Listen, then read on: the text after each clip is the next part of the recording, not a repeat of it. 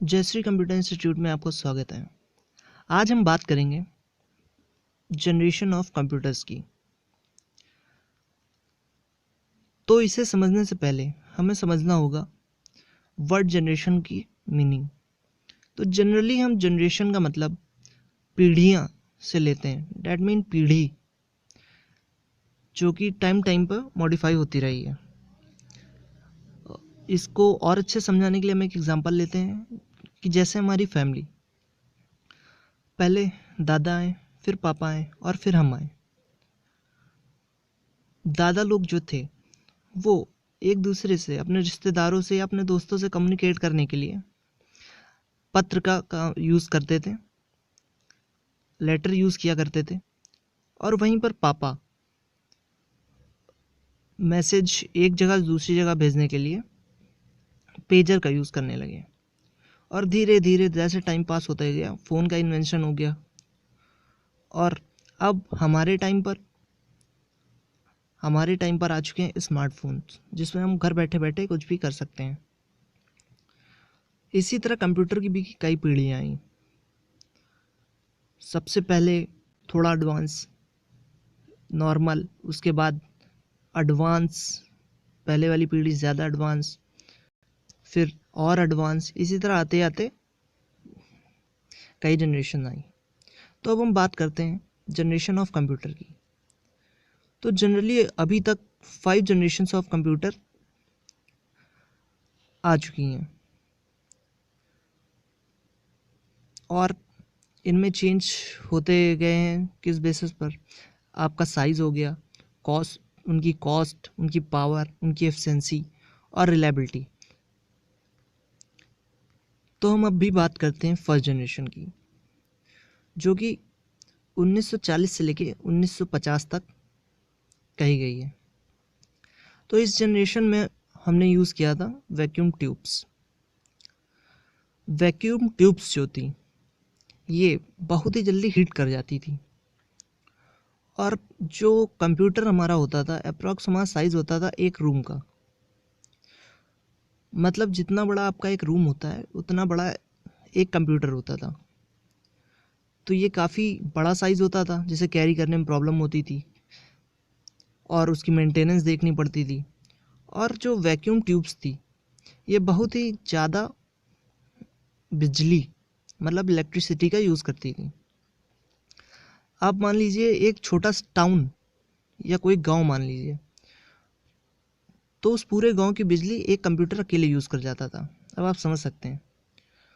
और इनमें जो आउटपुट आता था, मतलब जैसे जो अभी हम अपने डेस्कटॉप पे देखते हैं, इनपुट जो भी करते हैं, वो हमारा जो आउटपुट आता था वो उस टाइम पर पंच कार्ड्स पे आता था।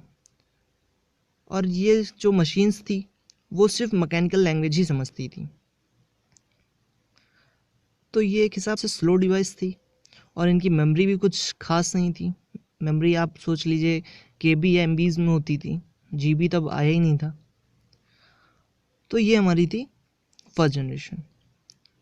अब हम बात करेंगे सेकेंड जनरेशन ऑफ कंप्यूटर की। तो जैसे जैसे टाइम बीतता गया, एडवांसमेंट आती रही, तो फर्स्ट जनरेशन के बाद हमने एंटर कर दिया सेकेंड जनरेशन में। तो सेकेंड जनरेशन में हमने ट्रांजिस्टर्स का इन्वेंशन किया। ये आपकी ट्रांजिस्टर्स की पिक्स पड़ी हुई है, आप इसको देख सकते हैं। ये काफ़ी स्मॉल साइज के थे, सस्ते थे, एनर्जी एफिशिएंट थे, मतलब कम बिजली इनमें आती थी, खर्चा कम होता था इनमें, और ये सस्ते भी कंप्यूटर पड़ते थे। जो ट्रांजिस्टर्स थे इन्होंने रिप्लेस किया था वैक्यूम ट्यूब्स को। और अभी तक जो मशीन मैकेनिकल लैंग्वेज को समझती थी, अब वो मशीन्स असेंबली लैंग्वेज को भी समझने लगी। और नई नई लैंग्वेज आ गई, जैसे फॉर्ट्रेन आ गई, कोबोल आ गई। इनके बारे में जो लैंग्वेज हैं मैं आगे आपको और वीडियोस में बताऊंगा। अभी मैं बेसिक कंप्यूटर के जनरेशन्स के बारे में सिर्फ बात करूंगा आपको। अब जब हमारी थर्ड जनरेशन आई, जो कि 1960 से लेके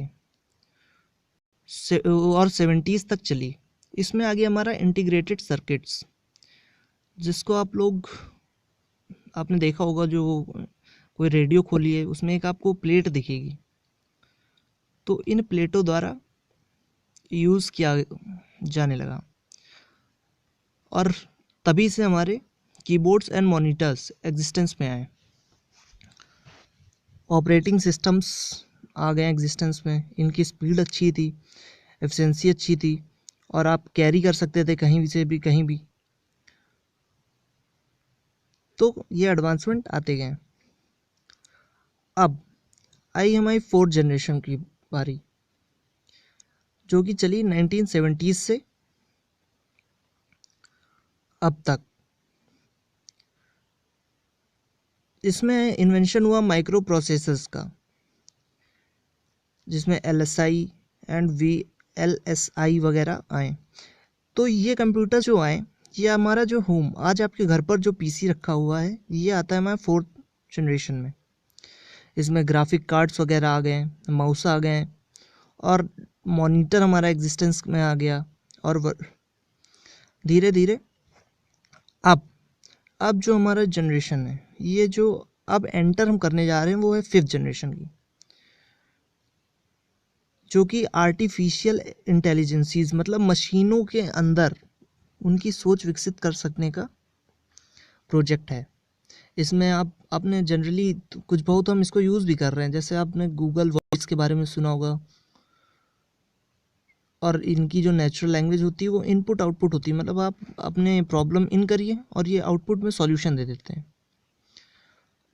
डिफरेंट टाइप्स ऑफ प्रोसेसर्स आ गए, जैसे quad core processor, dual core processor, और इसमें आपका ग्राफिक्स वगैरह, हाई ग्राफिक्स वगैरह यूज़ होंगे, रोबोटिक्स वगैरह डिफरेंट टाइप ऑफ यूज़ होंगे। तो आशा है आपको सारी जनरेशन समझ में आ गई हो, और अगर आपको कोई दिक्कत है तो नीचे आप कमेंट सेक्शन में हमसे कोई भी क्वेश्चन कर सकते हैं।